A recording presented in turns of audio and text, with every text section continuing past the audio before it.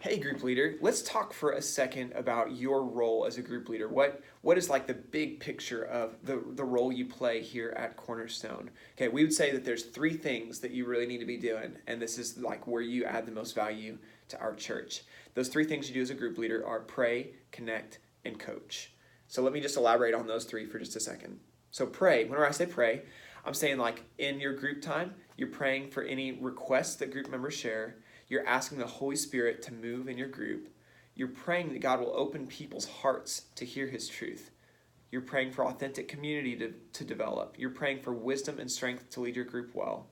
And whenever someone in your group is hurting, you're rallying around, you're laying hands on them, and you're spending time praying for the people in your group, even in the middle of a group meeting. Okay, so that's praying. It's pretty straightforward. Connect. This is like we would say the number one thing that groups do, right? Is it's about connection. You need to be having fun with your group. You need to be getting to know them, sharing the fun little details, getting those inside jokes that just come from spending time together, laugh together, get to know each other, enjoy life. You need to be spending some time connecting with group members between weekly meetings. I mean, it's as simple as a phone call or a text or a Facebook message or grabbing coffee together.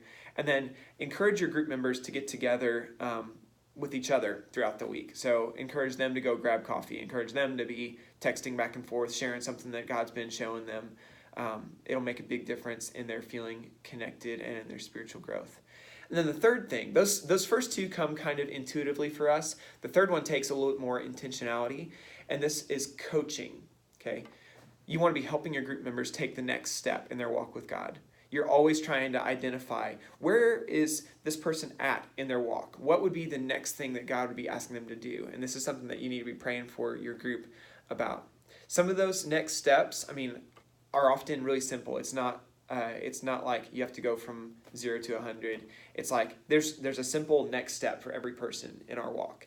And so that next step may be that they need to start attending a Sunday service. If they came to your group before they started attending Cornerstone, then, hey, why don't you come to church with me?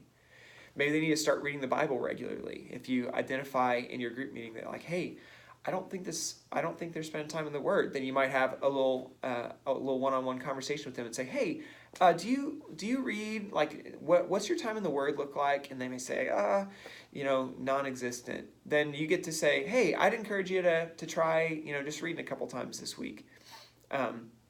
Or maybe start praying regularly. They'd say, I don't get this prayer thing. Give them a little talk about how do you spend time in prayer, and then encourage them to pray regularly. And then check back in with them the next week. Hey, how'd prayer go this week for you? Maybe it's that they need to be baptized. If they haven't ever taken that step of like publicly proclaiming their faith, then that's a great next step. Maybe they need a complete pathway. Pathway is how people get assimilated into the life of Cornerstone Church, right? It's how they get plugged into groups. It's how they get plugged into serving. It's how they discover what we're all about. It's how they learn what it means to be on mission with us. So if they haven't gone through Pathway, encourage them to do that. Maybe even offer to go through it with them. Sometimes that's a great encouragement. Maybe the next step is for them to start serving on a ministry team at Cornerstone. It's even better if you can say, hey, why don't you serve on the same team I'm serving on? But get them plugged in. I mean, they will benefit from that a lot. Maybe it's that they need to start tithing. Maybe it's that they need to invite a friend or neighbor to church or to your group. Maybe they need to take point on something in your group. Sometimes the next step is going to be about them stepping into leadership in your group. And this is something I want you guys to keep on your mind all the time, is be asking God, like, hey, how can I help each of these people step up in their leadership ability? A lot of times we get this idea that a leader is this ready-made, full package, man, that person could lead a group. Instead, like, leaders are grown, right? So you have the job of helping coach them toward better leadership. So sometimes that's going to be, hey man, next week would you mind opening our group in prayer? Or hey, would you take the prayer request time next week? I'd love for you to just grab some notes and then type them up and send them to everybody.